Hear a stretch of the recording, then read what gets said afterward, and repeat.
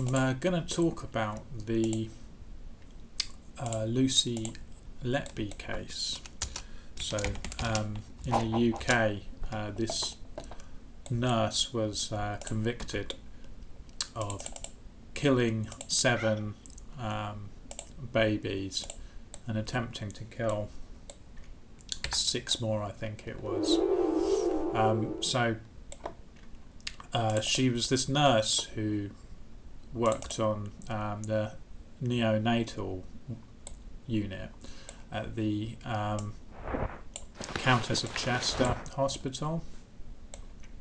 I guess I sort of got into this when I heard about this nurse was arrested, and the grounds on which they arrested her was basically based on a spreadsheet.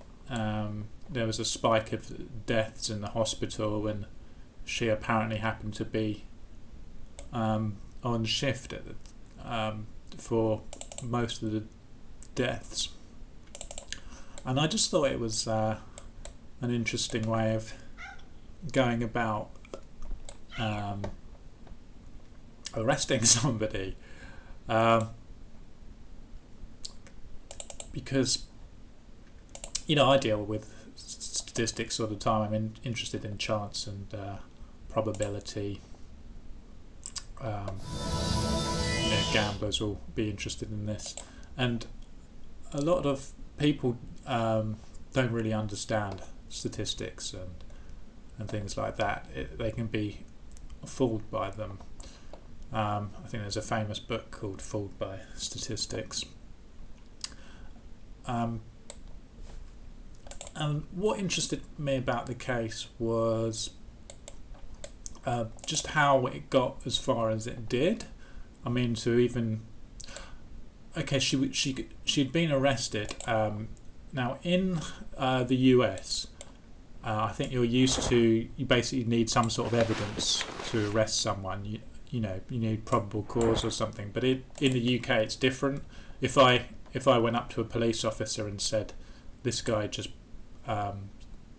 hit me in the face," without the police officer even witnessing it or me having any marks, they will actually have the power to arrest that person and seize all their belongings and their mobile phone and whatever, anything related to the case.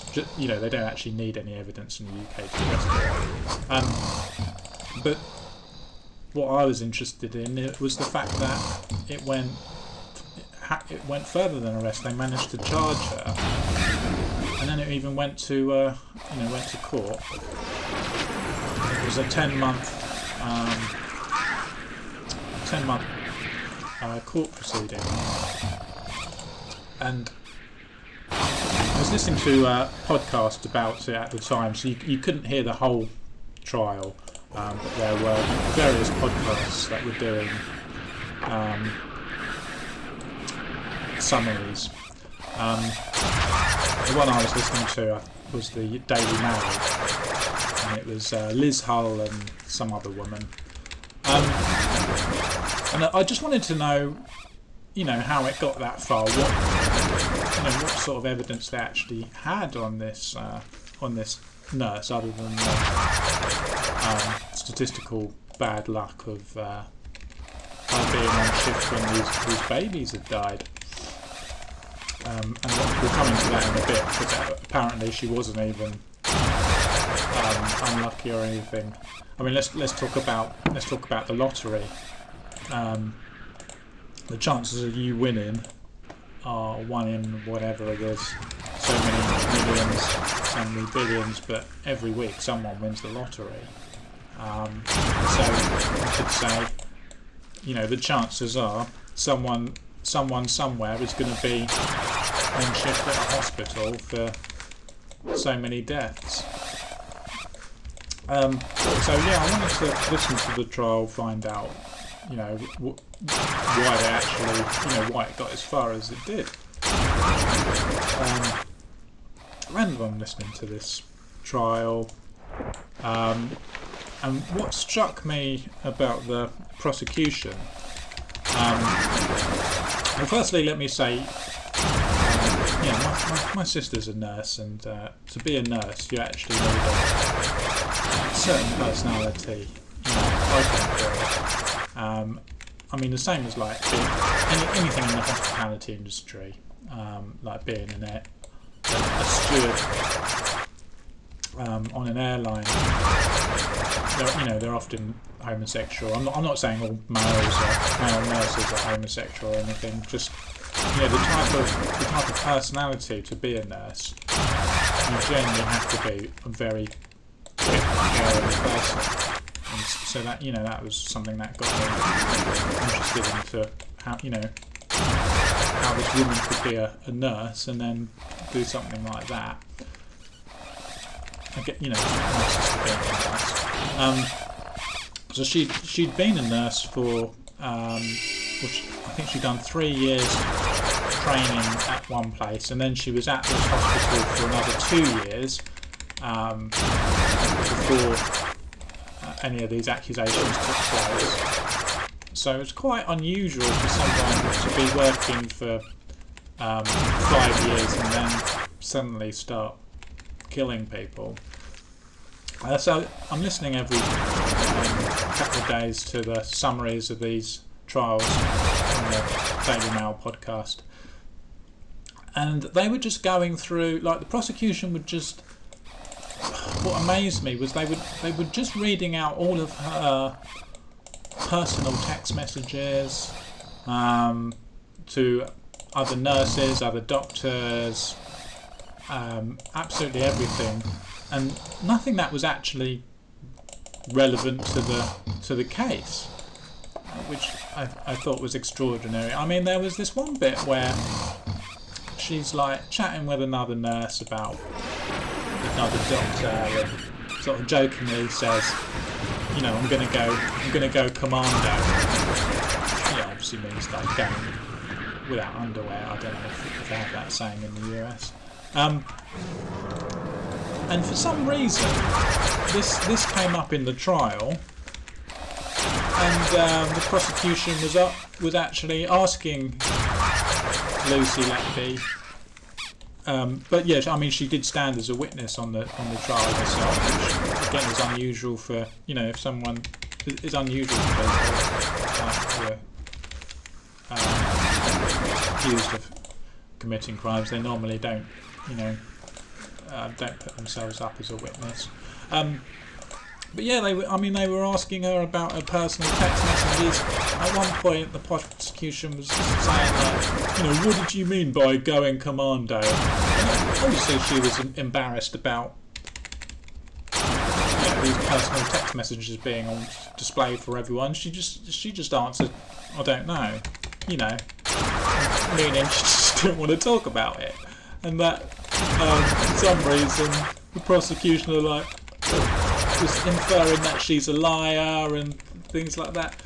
And they were reading just everything, personal text messages, stuff on Facebook. She'd written some sympathy cards and things like that, and taken photos of these sympathy cards. Nothing unusual. And they were just trawling through all of this personal stuff in the trial. Like I say, nothing to do with the actual deaths of any babies. I didn't quite understand what the point of it was. And then we would get into, certain. I mean, the main piece of evidence that they had was a note that she had written that said,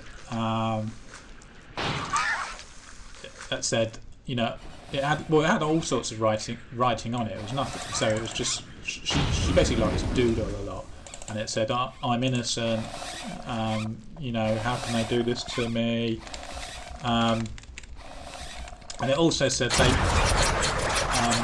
I'm evil, I did this, sort of scrawled on the side. But to me, reading it, I would interpret that as they think that I'm evil. They think that I did this, but she just didn't try the whole thing, because on the very same note, she'd written, I'm innocent. So I thought nothing of it. But this got used as some sort of confession. And again, Lucy was actually asked about this in a police interview, and she herself just said, when the police asked her about it, she said, it means, they think that I did this. Which is, that's the way I interpreted it. So, there wasn't really much evidence or anything. They were talking about, when the suspicion started, there was another death. Oh, and we heard from some of the mothers of the babies, and some of the testimony was extraordinary. Like, it was over a year ago now, so it's difficult for me to remember. But from what I remember, one of the mothers was just generally annoyed that she was about. As you can imagine, probably a mother having just given birth probably doesn't look too great, and you got this blonde, fairly attractive nurse coming in, and that takes the eye of the husband, and you just think, yeah, of course she's, of course the mother's going to be annoyed. And there was a few cases like this where the mothers or witnesses just called it suspicious behaviour, and actually say anything about anything illegal or anything that would point towards any wrongdoing. They just called it suspicious behaviour or something. And I just thought, at the end of the day, if someone listening to all of this, what they call evidence, but it's just, reading out someone's personal text messages, if you're interpreting it in a certain way, like, she's a killer, you're just going to read everything like that. If she said she's going to have Fruit Loops for breakfast, you would think, Fruit Loops? Only a killer would have Fruit Loops. It was that kind of thing. There was even one point where she had gone, it was over a year now, so I'm sort of struggling to remember, but she had gone on holiday to, I think it was Ibiza or something, and when she came back, there was another apparent spike in deaths, but of babies. But she was like texting a friend saying, and it was just a normal text message that you say. She was texting a colleague saying, I'm going to come back with a bang or something, and that was like the prosecution were implying that meant she's going to come back and kill more babies or something. I don't think they actually said it, but that was, that was sort of implication. And I was waiting throughout the trial to hear some actual evidence of, wrongdoing. I should say that the deaths of the babies, none of them were actually, when I went for post-mortem, the coroner on none of them said that, this baby had been murdered. That wasn't, they'd all been put down to natural causes. So it was just very odd. So we'll hear later more on that. So I'm listening to the trial, and I'm talking about it to some family members, and I'm basically, before the verdict's given, I'm basically saying, you know, I was listening to it the whole way through, and there was just, you know, there was just no evidence at all, and I couldn't believe it had gotten that far. Like how I couldn't understand how the case had actually gotten to court. You know, after hearing all of the quote unquote evidence of text messages about going commando and things like that. And I said to them, you know, there's obviously in the British justice system, you've got to be beyond all reasonable doubt.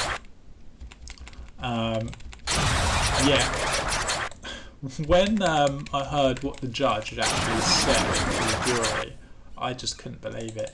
The judge had basically said, and it's my summary of a summary from a year ago, but from my memory, the judge had basically said to the jury, you don't have to be sure of what the method was of killing the babies.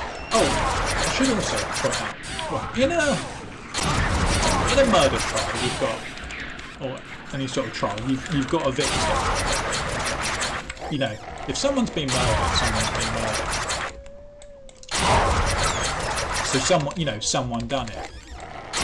So this is where it's different, where there's not actually any. They're not even sure if anyone's actually been murdered. You know, because, like I say, none of the post-mortem examinations on the dead babies said, you know, had anything other than natural causes. You know, nothing said pointing to deliberate harm. So the judge had said to the jury, you don't even have to be sure of the method that she used of killing them. I just thought it was very, very unusual. And also the judge said, if you suspect that she killed one baby, you can infer that she killed all of them. And again, I had no idea that you could do this in the British justice system. I thought you had to have, you know, I thought you would have to try each of the babies on individual cases rather than, you know, lump them all into one go. And bearing in mind there was no evidence of anyone doing any of them. I will say, the main thing I think the defence messed up on, and this has got to be the main thing.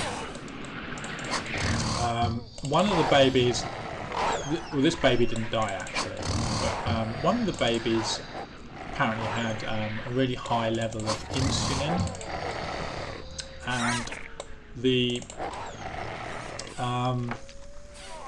report on the level of insulin, they were inferring that a nurse had injected a baby.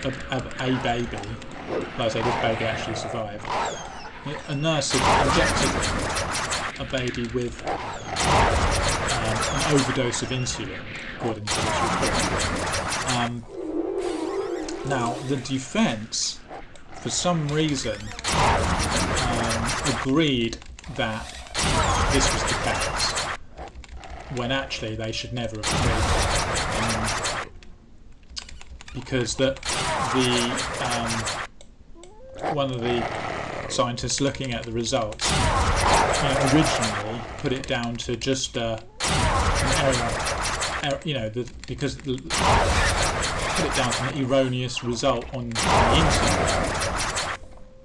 But even if it was a real result, bearing in mind the baby didn't die. Even if it was an actual direct result on the insulin, it didn't tell you that a nurse had injected the baby with insulin. It just meant it had a high level of insulin, so it could have been. It didn't distinguish between artificial insulin, and for some reason, the baby might have, for various medical reasons, had a spike in its insulin, in its natural insulin levels. So for some reason, the defence agreed that a nurse had injected a baby with a large amount of insulin, which they should never have done. I mean, maybe a nurse did, but I think that implication that someone somewhere had done some wrongdoing was a mistake by the defence. That was, later going to be brought up, as a.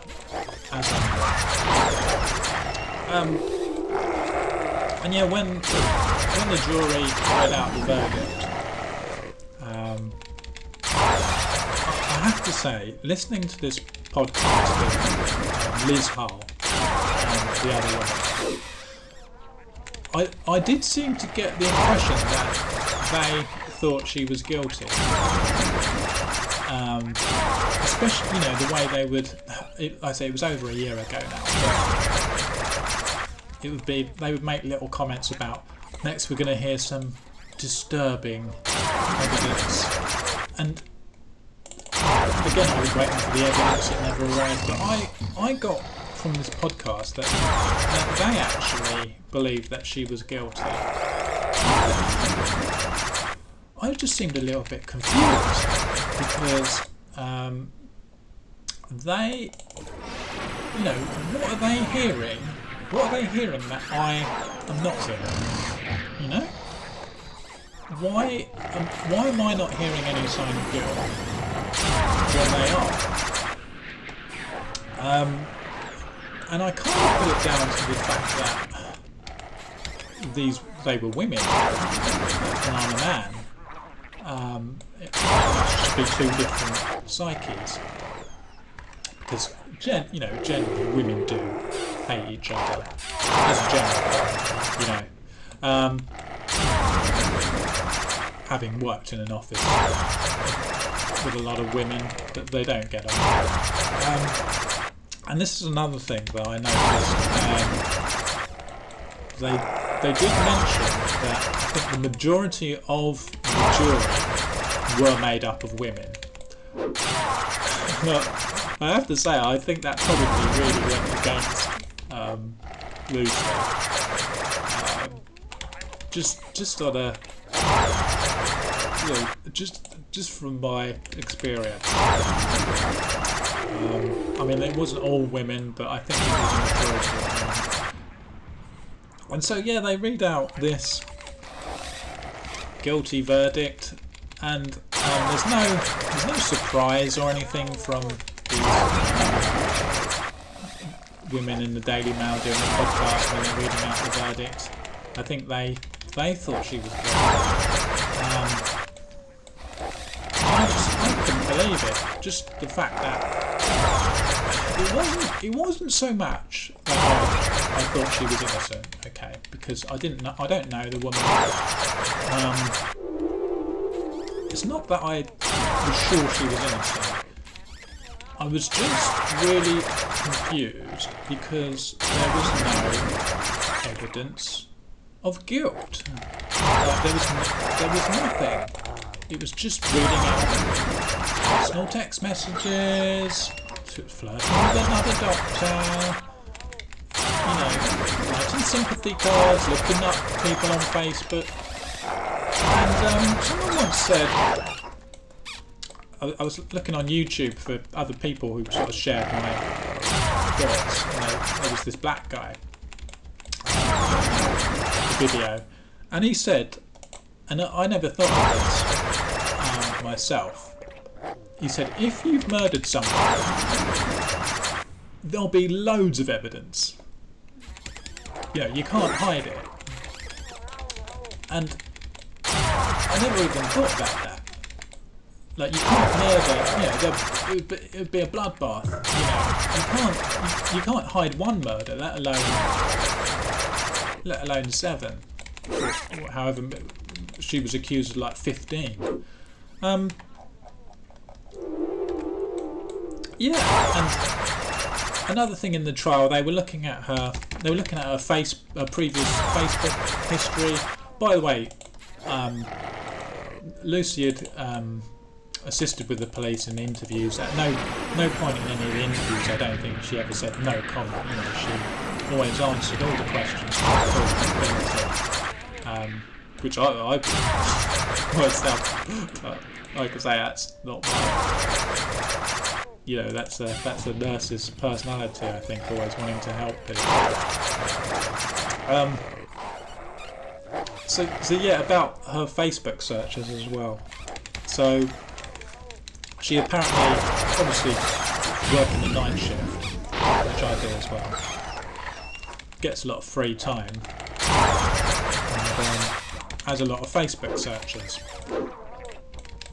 But one thing, like this black guy had said, if she was guilty, there would be loads of evidence. So one thing that, if they had all of her internet search history, and okay, she had looked up the victims.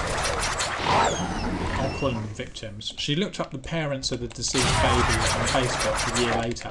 But she had done that for almost every family that she had cared for. Like, there was nothing unusual. Same with like she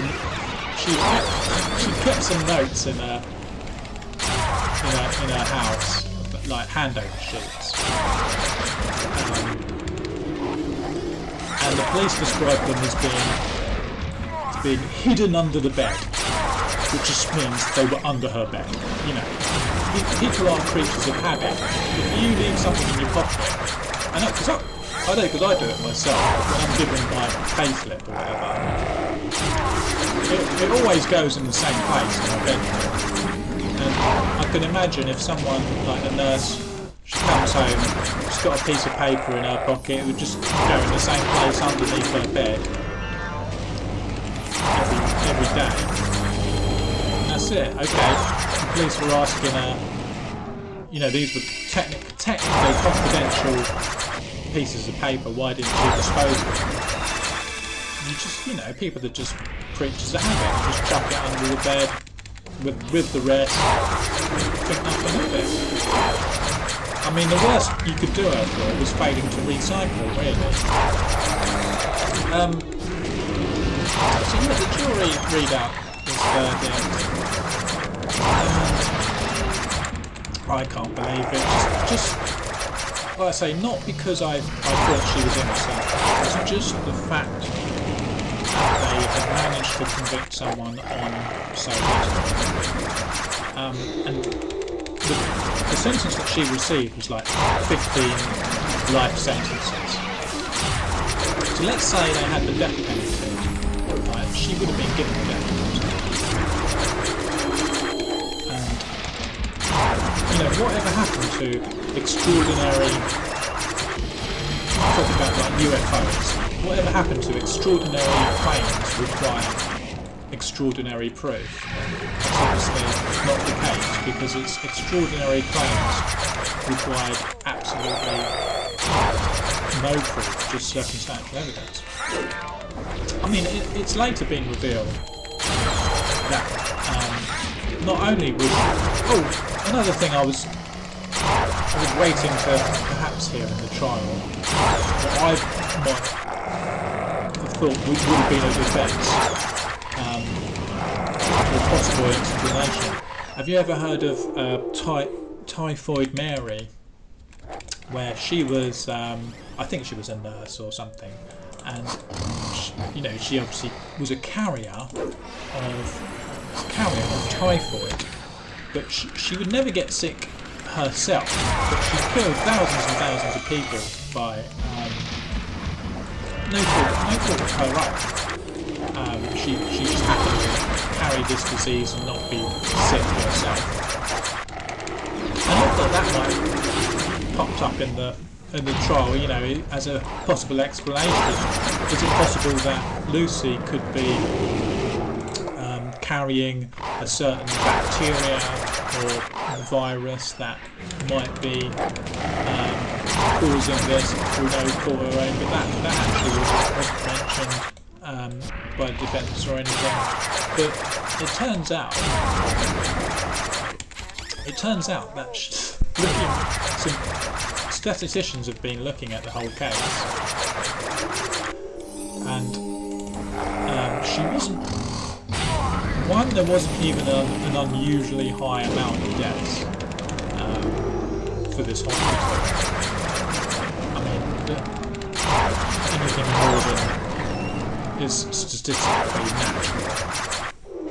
It turns out now that after statisticians have looked at it, that there's not even a peak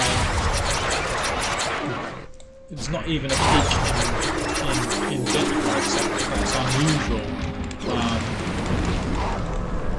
And not only that, but the spreadsheet that the prosecution or the police have made that had pinned Lucy to being on shift for all of these deaths. And this is the most unbelievable thing that I think would have swayed the jury the most. Showing the jury the spreadsheet that showed Lucy on shift for all of these deaths. But what they had removed from the spreadsheet was deaths that occurred when she wasn't on shift. And also it's emerged that they actually removed the doctors from the spreadsheet as well. So it's later been revealed that actually if you included the doctors, it would look like a doctor was guilty.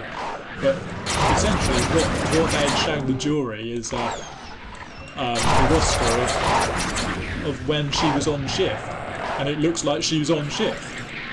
You know, this is what I mean about people being fooled by statistics. I mean, because you could have done the same exercise with absolutely any nurse or coffee machine technician, and it would have looked like they were a serial killer according to the spreadsheet. But this is what I mean by, people being fooled by statistics. Another thing, you're obviously convicted by a jury, and I don't know if you've ever seen those YouTube videos where people go and ask a man on the street about this or that, and some of the answers that people give are incredible. People are not smart. General members of the public are pretty dumb. I mean, even in the UK, I know most of those videos, asking random people on the street general knowledge questions. In America they look bad, but it's the same everywhere. And you've got to question, how much, the intelligence of these members of the jury. I mean, when all said and done, I actually think this needs to be looked at, because let's talk about also the post office scandal in the UK. A load of these, we talk about, I think it was 200 or 400 of these sub-postmasters were convicted of fraud in the UK. And you've just got to ask the question like, and this is something that nobody's asking, but there must have been a jury, no one's questioning this, there must have been a jury present for some of the trials, if not all. Like, why is there no pushback against these jury members who had wrongly convicted all of these 200 or 400, and these are individual cases, 200 or 400 postmasters of fraud. Like, I don't understand how, if there's been a wrongful conviction, I'm not just talking about losing evidence, but if there's been any sort of wrongful conviction, no one ever looks at or blames the jury. It's always the prosecution, the defence, the police, so and so withholding evidence, but no. For some reason, the jury seem to be untouchable in this. When I don't know. Have I touched the third rail there? Maybe. So yeah, I couldn't believe it that when the guilty verdict was read out, and these women on the podcast weren't surprised. And then you get all the news reports coming out, and this is the thing that disturbed me most, was the evil monster newsreaders. This monster has been convicted of, and using the word evil monster, the most horrific. Not, it's not their fault. They, as far as they're concerned, she's been convicted and killed them. But that just disturbed me a lot when, using these terms. It was all out. There were no holds barred when the media came to describe how horrific she was and things like that, and I just got this sort of sick feeling in my stomach. I just felt really uncomfortable with the whole situation. And I was looking on YouTube I thought I can't be the only one who doesn't get what's going on here. And I had a search, and there were very, very few. I think there were only 3 other people who were discussing the fact that this might have been a mistake. One of them was the MP. I think his name was David Curtin. I think he was an MP at the time. He's not now. Not a very well known bloke at all, but he seemed to be very sensible about the whole thing. There was another channel called History Debunked. He had a big following, and he just done a little like 5-10 minute video on it. That's all. I mean, when he does news stories all the time, and he cast his doubts on it, and he was pointing to a similar Dutch case where a nurse was convicted for killing people and later got released. And then the only other person that I saw was someone called Mark Mays, and I've been following him. He's been very good. So,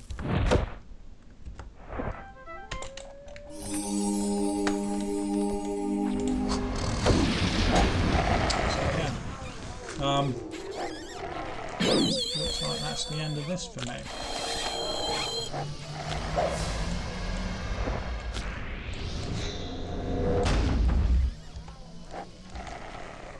I should say these guys have got bots, so I did sort of see this coming.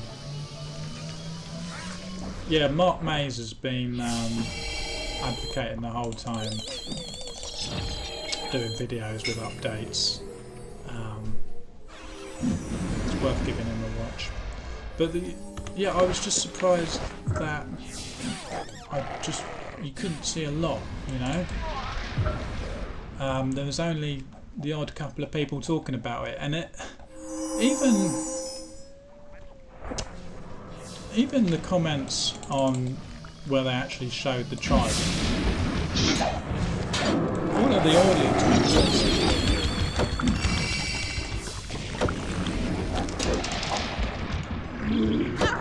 and I say the audience members, I just mean the people following it, they seem to think she was guilty as well, just hearing the same evidence as me. But now, you know, so much has come out about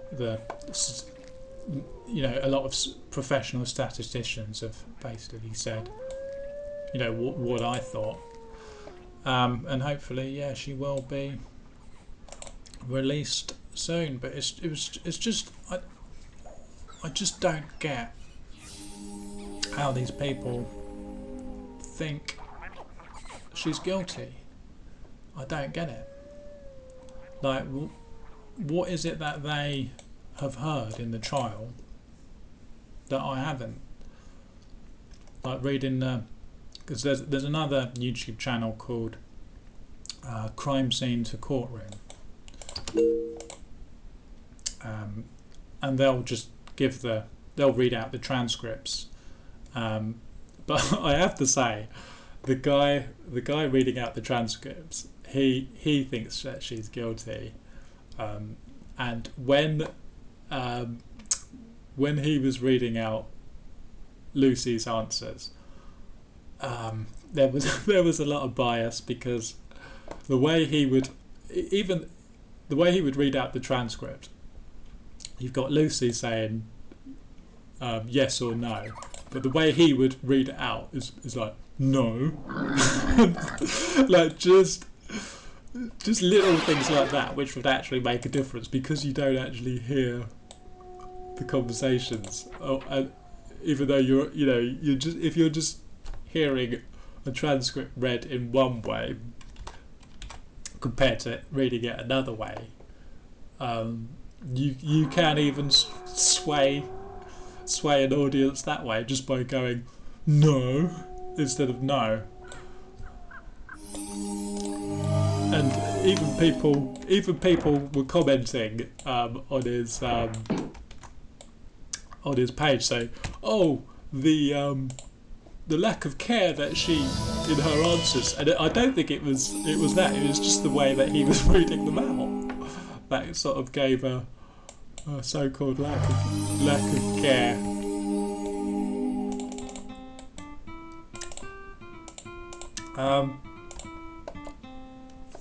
What else? Yeah, so they're reading the transcripts, and just people, like I said, when people have got guilt in their mind, that's it, you know. But everything, all roads lead to Rome. But maybe it's just my personality, where I get this at work as well. I always like to give people the benefit of the doubt. Like I would probably be a terrible police officer, because I always assume people are innocent, and I know that's a rare thing in today's society. I'm just going to show, we're going to go back here, I'm just going to get a few hits on it if I can.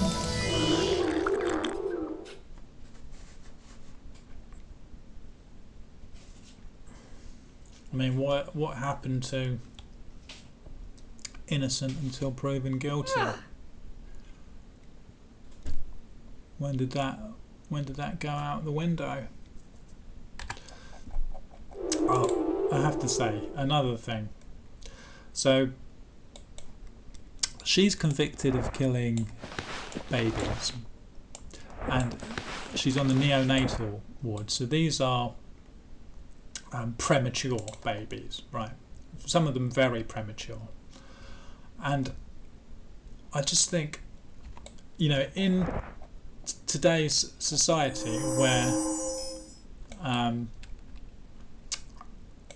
they actually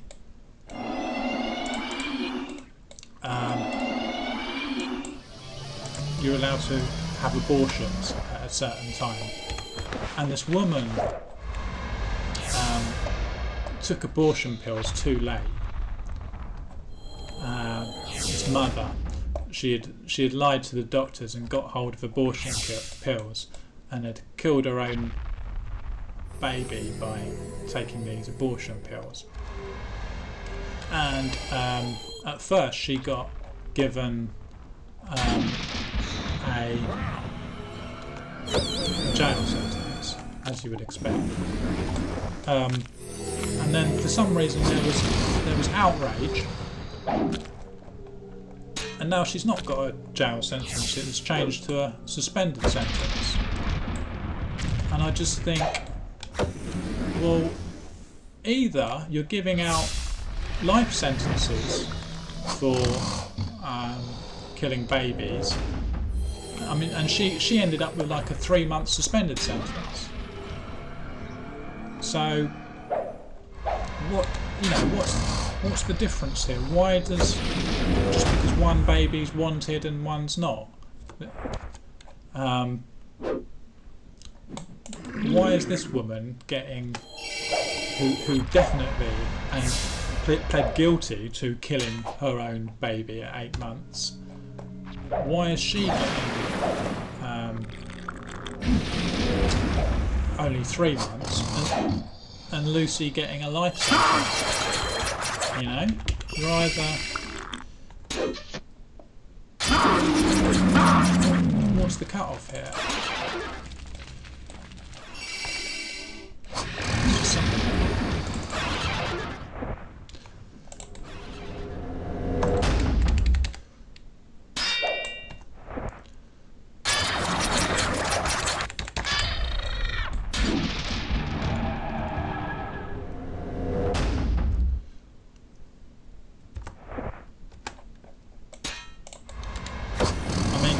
Lucy's trying to save babies, and you've got people in abortion clinics who will help you destroy a baby, and that's all fine. I'm not saying obviously they're doing anything illegal, but I just don't, you know, in society, where are we? You know, why are you giving out a life sentence for killing this premature baby, but killing that one is fine? Like, okay, interesting.